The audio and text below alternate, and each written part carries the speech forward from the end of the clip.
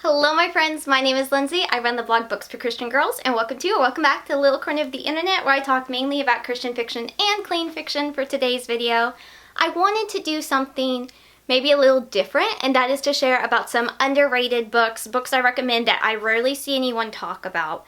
And when you think of underrated books, there's kind of one of two ways I've seen this handled on social media, and that's just plain books you don't see anyone talk about, and then also books that maybe don't have a lot of reviews or ratings on, say, Amazon or Goodreads, and I'm gonna lean more towards that description for today.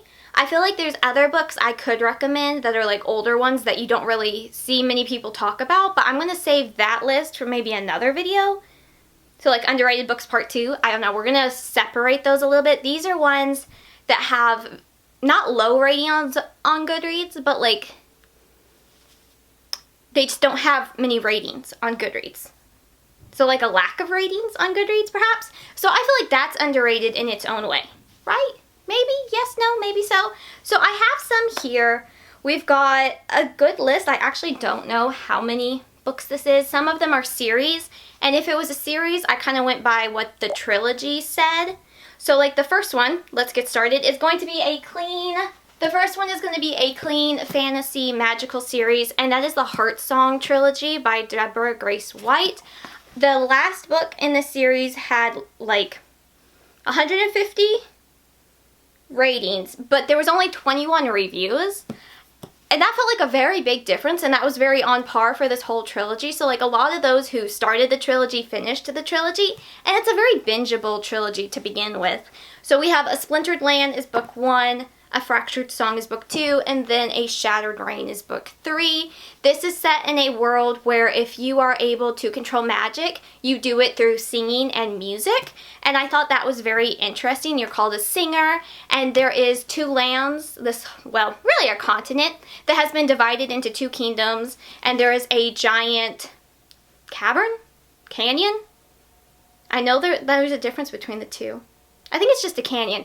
There's a giant canyon splitting the countries, and one of the countries, like the one on the north side, not doing great. But the one on the bottom half of the continent is doing fantastic, like bountiful crops, and everything's just going well. Not so much for the northern country. And they're trying to figure out what's going on. So our main girl is from the northern country, and she is a magic user. She is a singer. And then the male lead is from the southern country, and his family has secrets. And I thought it was a pretty fun series overall. I'm actually shocked I don't see more people talk about this, because it's very bingeable. Like, I think I read all 3 of these books on Kindle Unlimited within 3 or 4 days. Like, it was just fun. It was very entertaining, very unique. It follows the same couple throughout the whole series, and I really like when trilogies do that particularly. It is connected to another series by this author, but you don't really have to read that one first. I read that one first because it was fairy tale retellings, and then I read this series, but it was fun. Next, we have a contemporary Christian YA duology, and that is Seeing Voices and Hearing Lies by Olivia Smit. I think the second book only had like 107 ratings. So we're basically doing like 150 down in books I want to talk about because I really enjoyed them. And this is a duology that is set in Canada, and I realized when I was reading this book, the first book, that I hadn't really read a lot of books set in like contemporary modern day Canada. So like it mentioned milk in bags, and that was different. I have questions, but it was also really neat at the same time. So the main girl is Skylar, and because of an accident, she has lost part of her hearing, almost all of her hearing, and her family is house sitting for her aunt in another province. And so they go there, and she gets volunteers. I think she gets volunteered and therefore invested into the town's library. And of course there's a cute guy, and it was really, I won't say it was like edgy, because I wouldn't consider that edgy, but we do have, like, her and her brother are having a very strained relationship because of the accident that she was involved in. So we get his POV more so in the second book, which I thought was really interesting to see. I would say maybe like 16, 17 plus personally, because it does deal with a few harder topics throughout both books. But if you like contemporary Christian YA, I feel like you would be apt to try this one. It's not fluffy, but it was good. So before we get too far into this video though, I do want to just give the little heads up that I will have content reviews of all of these books linked down below for y'all if you want to check out my content reviews of them. I'll try to share what I can, but my reviews are where I recommend if you really are interested in the book and you want to make sure the content's okay for you, or if you're looking for someone else, like a daughter or a sister, whoever, that's where I would recommend like verifying that that book will be good for you or your girl. And then this might be a little slightly unpopular, so I apologize now, and I have a solution for it that will come later in the year. A lot of these books on this list are more independently published or small publisher. I've got a few that are from like the bigger Christian fiction publisher names, but most of them are indie or small publisher. And I know that's not the easiest thing to get a hold of these books, especially if you're not in the US, so I apologize for that. Some of these, like I said, are traditionally published and you can probably find them used because they're older books. So I'm sorry that a lot of these are going to be independently published. A lot of them are on Kindle Unlimited, but yeah, that is a little bit of an unfortunate part because like when a book is underrated, I feel like, or just not being reviewed or rated on Goodreads or Amazon, that usually means there's not a lot of publicity around them, and that usually there in turn means they are independently published or a very small publisher. So I'm sorry about that. At some point, maybe towards the end of the year, I do want to just do a video where I talk about books that I just don't hear anybody talk about. Like they might have a lot of ratings on Goodreads or Amazon, but I don't see people talk about them, and there's a lot of ratings because like they're available on Kindle Unlimited or they're like 10 years old. I want to do a video where we talk about those, but that's going to come more towards the end of the year, I think. Tentatively, feel free to remind me, like once October, November rolls around, and if I haven't posted it, somebody feel free to remind me because I get these ideas and I get excited and then months go by and it's like, oops, what happened to that video? It's somewhere in my note folder, let's just put it that way. So at some point I'll do that, but this video is going to focus more on indie books and small publishers, so I'm sorry that these may be a little harder to find. I'm sorry. Let's get into the video though, and hopefully some of these books interest you regardless. A recent middle grade series I finished was the Road Trip Rescue series by Becca Wierwille, I think is the author's name, and it's Road Trip Rescue, Road Trip Return, Road Trip Redemption. Got it. I think. Road Trip Rescue, Return, Redemption. Yes, okay. I got it. I was trying to tell my mom about them the other day, and man, I was getting all the titles messed up. And I'm like, hang on, let me try this on like the 6th try, and I finally got it. This has been a very, very good, solid middle grade series. It is Christian fiction on the lighter, maybe Christian fiction side, but it's a series I feel like that could really stand up against secular middle grade books.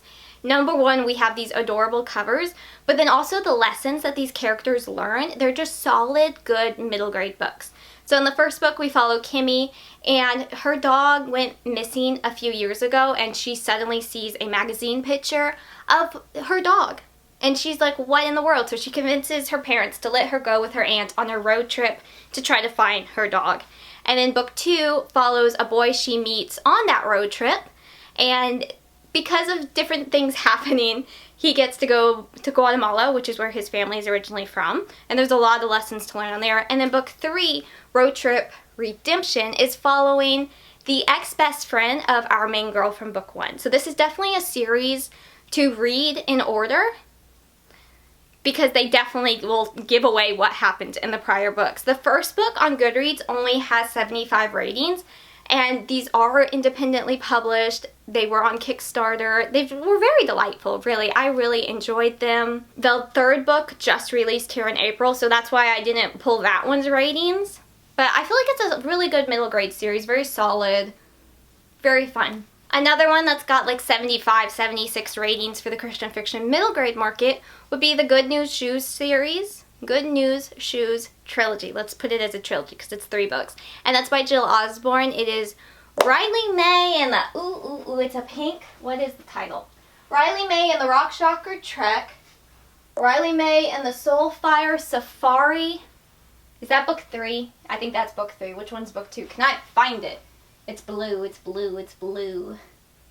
Is it not blue? Maybe it's not blue.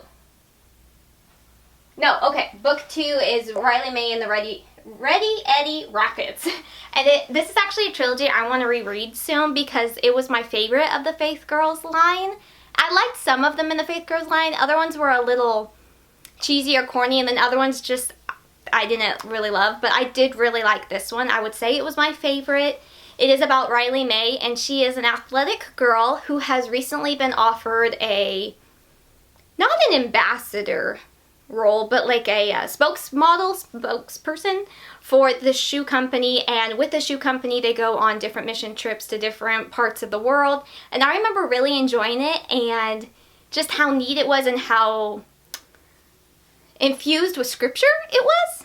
That might be a weird way to put it, but I remember really enjoying this one, and I'm shocked that more people don't know about this trilogy. I feel like it's definitely a hidden gem of the Faith Girls line, because the Faith Girls line was, I'm saying was, I don't think there's any more coming out.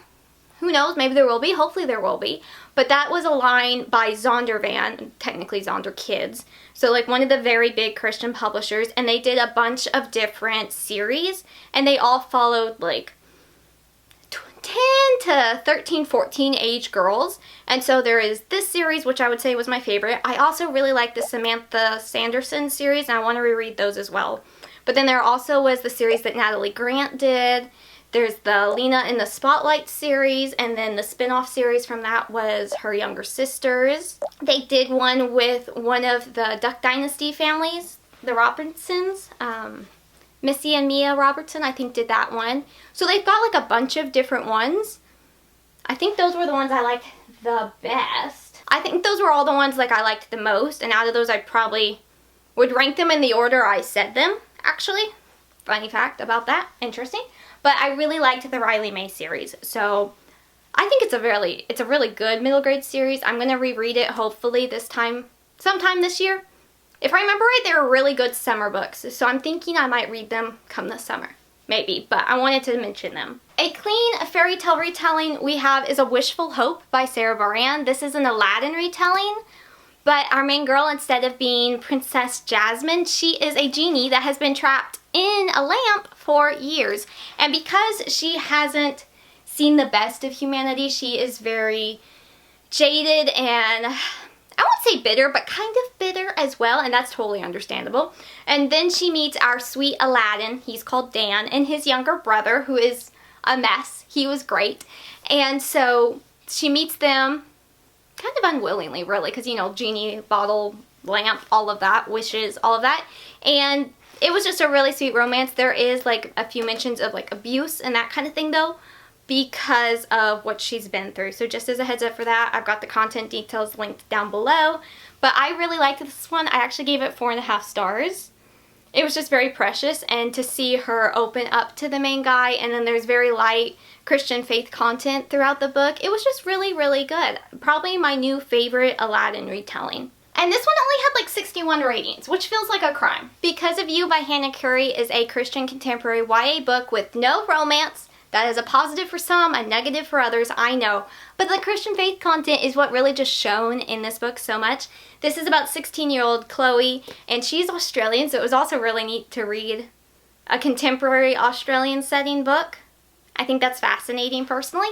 And so she is Australian, and she is going to go on her first mission trip to Thailand. And she is very excited, but also kind of nervous, which is totally understandable. And so many parts of this book reminded me of my student trip to China almost 9 years ago, which is crazy to think about. So like, I really enjoyed this book. It was one of my favorite books of last year, but I also just loved having her emotions and feelings about the mission trip, and like how excited she is, but how nervous she is, and like she's not quite sure where God wants her to be. And she learns so many valuable lessons in this book that was just so wonderful and sweet to see, and I tabbed my copy up because I enjoyed it so much. So I definitely think this is a hidden gem with only 59 ratings on Goodreads. Craziness, but it was really good.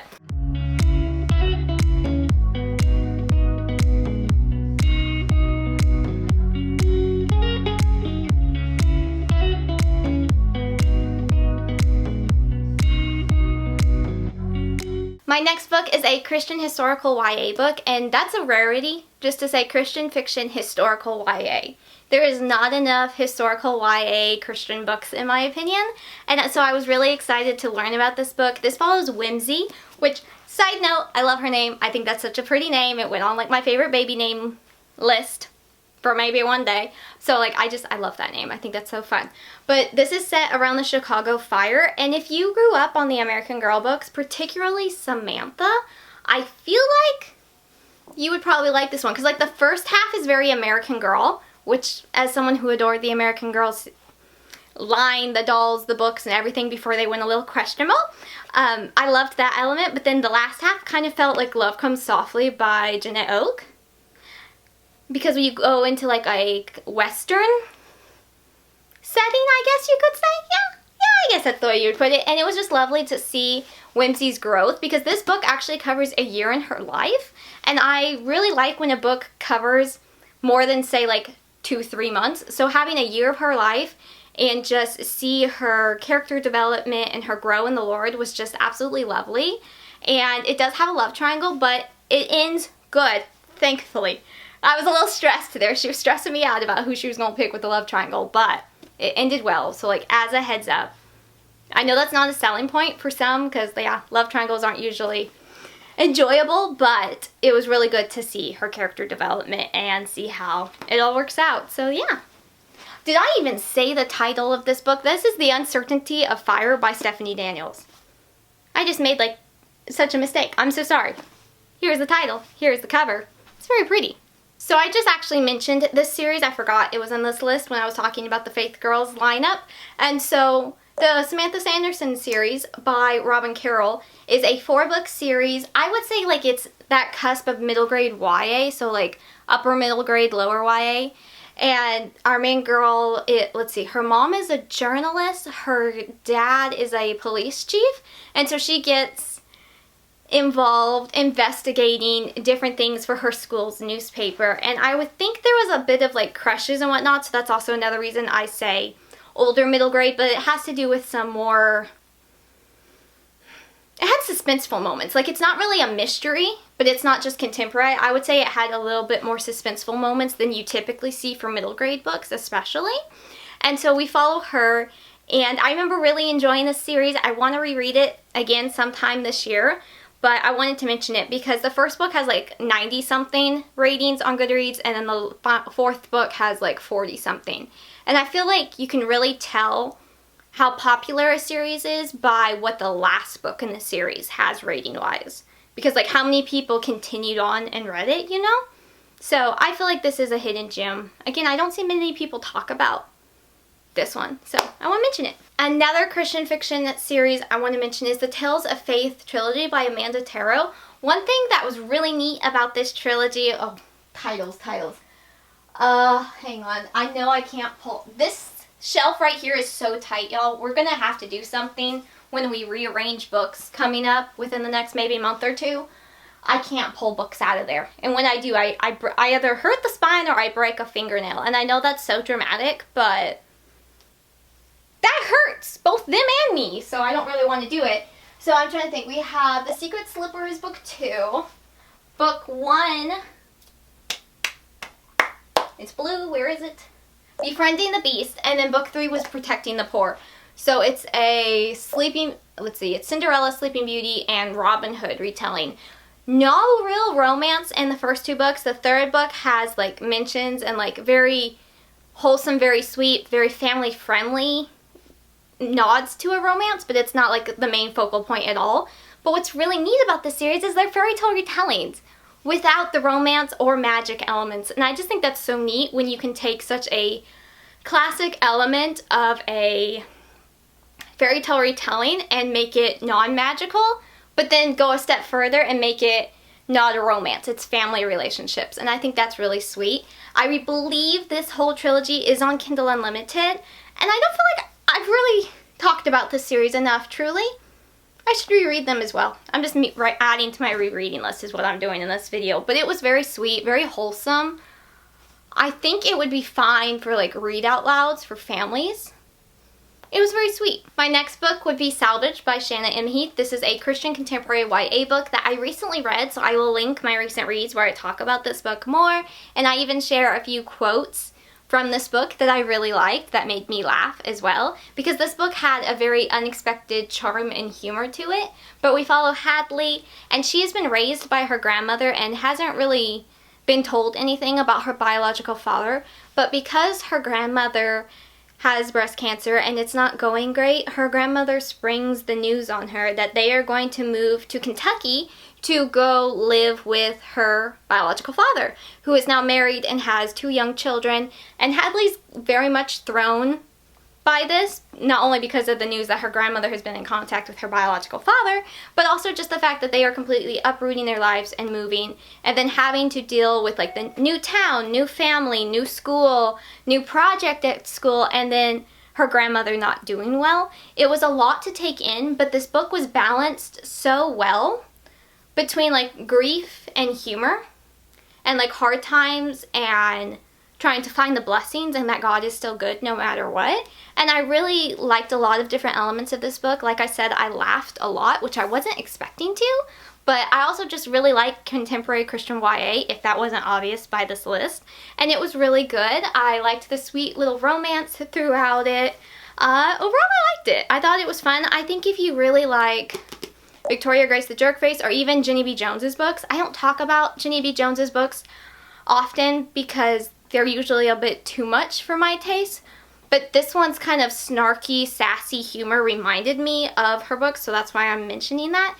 But personally, it reminded me more of Victoria Grace the Jerkface, which I feel like no one really knows about either, so there's a bonus recommendation for this video.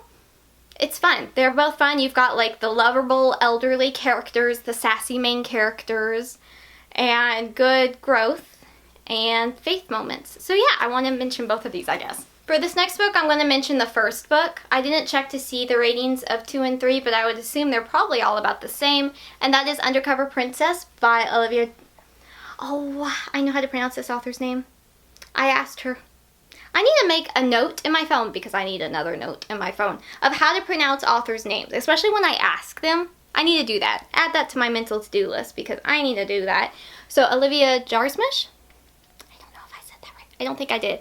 But this is actually connected to her other series, The Tales of a Fictional Country Name That Has to Do with Royalty. I've only read like the first 2 books in that series, but I was super excited for this one because it is a middle grade series and it follows Princess Millie as she is in a boarding school. Why does that sound weird? Horse-themed boarding school. I don't know why I'm struggling with that. And she is 10 years old and just at this horse boarding school in Kentucky and having fun and learning lessons. And then her brother is at her younger brother is at a boarding school across the way. And there's some competition and rivalry throughout the series. The 4th book is releasing in June, I think, actually. So that's exciting. I'm looking forward to reading that. But this is just like very cute, very horse themed. You do have to deal with some mean girls, but I have hopes that they will be better by the end of the series. A clean fiction book I recently read was The Realms Beneath, and this is actually a novella collection. Novella short story. Short story? I think they're more short stories than novellas, because like they were anywhere from like 30 to 60 pages, I think. And I actually listened to the audiobook for some of these, and then I read some of them. And it's by 7 different authors. I was mainly interested in this collection, though, because of Alison Tebow, whose books I've read and really enjoyed. But then also Anna Christine's one in this, because I absolutely adored her Christmas novella. And so I was very interested in those, and those short stories in this collection were definitely my favorite. But this is a short story collection of, like, under the sea things. So, like, you've got mermaids and selkies and orcs and there's a water horse that I don't know the name of, and so it was just very different. I thought it was going to be more mermaid focused. There's just a couple, I think, that had mermaids, and like most of them are set under the sea, except for Anna Christine's is set above land, and gave me H2O vibes. If you remember that show, classic show. That's great. Anything I know from Australia is from that show, basically. It was a good show. But I really liked their 2 short stories in this collection personally the most, but there were other ones that surprised me as well. The cover's very pretty. Yeah, Our next book is Listening to the Rain by Miriam Thor, and say it with me, it is a Christian contemporary YA book, because apparently that is the majority of what this list is. I didn't realize that. And this was actually a pleasant surprise. I wasn't quite sure what to think about this book going into it, but I ended up really enjoying it. The main girl is being raised by her grandfather with her two cousins, and after an accident shakes their family, they have to really learn to rely on the Lord and trust in Him even when things are hard and they can't understand why a bad thing would happen. And yeah, it was just really good. I enjoyed this one. I think the author just recently, I say recently, probably the last few months, released it in paperback, so I think I'm going to get a copy of it at some point because I enjoyed it. This next book I am really excited to share about. I talked about it in my last video and did like a little fangirl session for it. And that is I Wish I May by Adelyn Belsterling. Hey, is that it? Maybe? This only has 22 ratings on Goodreads. And that is a shame. That is a crying shame, if you will. Because I enjoyed this book so much. I read it at the beginning of May, and I was so excited to talk about it in my last video. Tickled pink to talk about it. This is... okay, this is a fantasy book, clean fiction, that our main girl is a godmother in training. So there is magic, but it's in like the godmother spells and wands kind of way, not like a witch's wands and spells kind of way, okay? It's different. It's godmother magic. And so she is a godmother in training, and she's a very promising candidate for being a godmother, a fairy godmother. And then the neighboring school is for like inventors and everything, and who gets to go to that school but the crown prince? Sign me up. I'm sold right there. I was so excited about this book when I first heard about it, and then I decided to randomly read it earlier in the month, and I'm so glad I did, because it was so much fun. There's a couple little content things I didn't love here and there, like the main couple before they're really a couple, and then once they start being a couple, they do spend a little too much time in each other's rooms for my personal taste, but like nothing happens. But just as a heads up about that, that's why I suggest this book for like 16 plus personally, but other than that, it was pretty clean. They discover not really a conspiracy theory, more of like something that's being kept secret from the royal family and other people, and they are determined to figure out what's going on and all of that element. But I really liked this one overall. I thought it was so cute, very charming, delightful, had Ever After High vibes if you're familiar with that franchise. And yeah, it was really cute. I really liked it. I cannot wait to get a physical copy. Potentially the paperback and the hardback, because I enjoyed it that much. I almost gave it a 4.5, but I ended up dropping it to a 4, but I did really like it. It is probably going to be an honorable mention for this year's favorites list. We'll just have to see.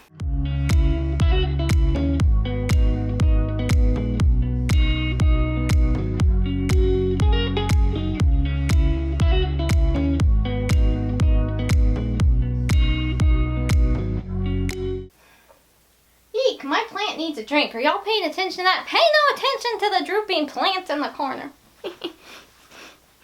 Okay. My next series I'm going to mention is going to be the Princess Wars duology by Melody Carlson. Book 1 is a royal quest, and book 2 is a royal redemption, which I just finished this one this morning, so it's fresh and I'm adding it to this list because it's a smaller publisher, and I feel like a lot of their books just aren't really talked about much. Some of them I've enjoyed, some of them have been misses for me. This series I liked overall. I think I gave like the first book 3 stars, this next one I gave 3.5 stars. And it follows twin princess sisters, who are kind of competing for the throne, if you will. You have Heather, who's on the cover of book 1, and she is the very logical choice. She's the firstborn, but she's also got a lot of leadership. And the first book follows her as she hides her identity and tries to travel across the country before she becomes her father's successor to be able to basically see the country and see what her people need. And then you have book 2, which follows more so it follows both of them, but you have Rose, her younger sister, and Rose is the type of character that makes you want to bang your head into the wall, but she turns around pretty fast, praise the Lord, and it was really good to see that redemption. The ending came a little out of left field for me, I will say, just a little bit, but overall I'm satisfied by how it ended. It was fun, very bingeable. I would suggest reading them pretty close together, because it's been like over a year since I read the first book. It might actually be 2 years. Whoops. That might be why I forgot about so many things if it's been almost 2 years. But I suggest reading them pretty close together because they do follow and pick up pretty close after. There's not much of a gap in between the books is what I'm basically trying to say. But I enjoyed the series. I feel like it's a fun, very princessy storyline. It's fantasy, non-magical, and it has to do with princesses, and the romance was definitely on the lighter side. So yeah, it was overall pretty good. Our next series I want to mention is really hard for me to explain because it's so quirky and unique, and that is the Inkwell Chronicles by J.D. Peabody. It is currently a trilogy, and it's basically finished. I think it's left open-ended, though, if the author wanted to do a spin-off series or another book. It's open-ended long enough for that, but like the majority of it's wrapped up. And it was just a really fun middle grade series. It has fantasy and magic and that kind of things, but it's more in like a magical way, not in like a how can I put this? This is a really hard series for me to explain. It's set in like a 1950s, 1960s England, and our main characters are a brother and sister duo, and their father is the reverend of their town.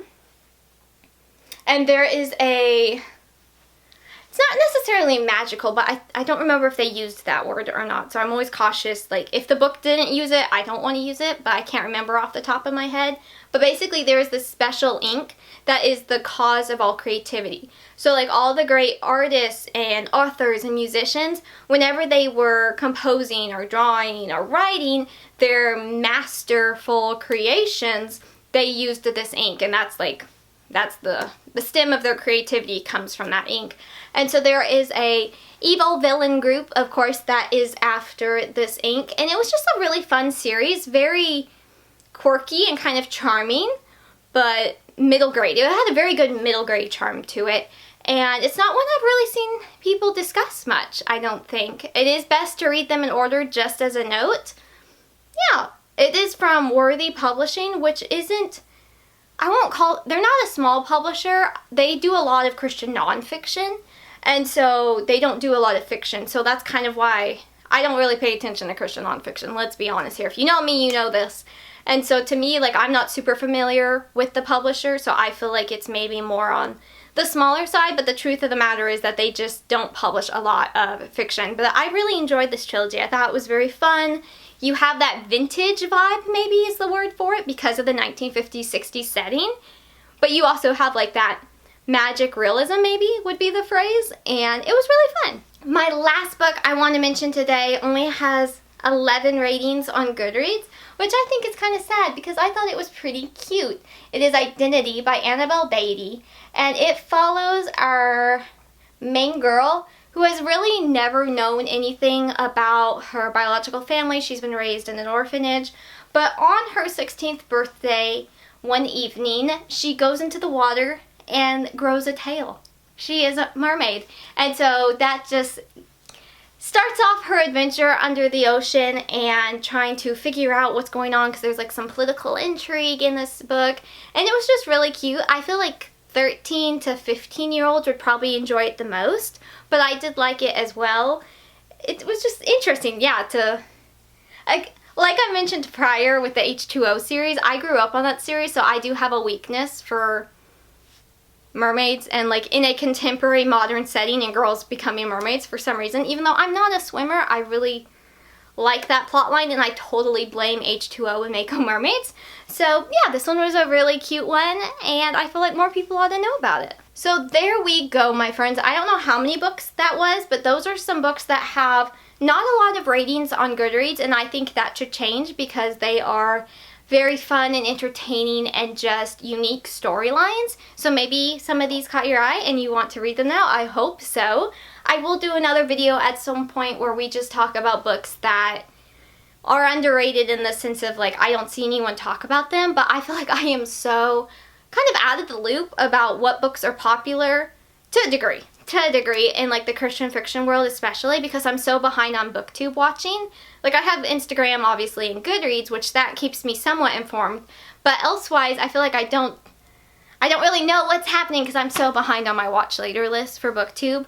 I think I'm about 9 months behind. So I'll get there eventually. Maybe by the end of the year I'll be more caught up.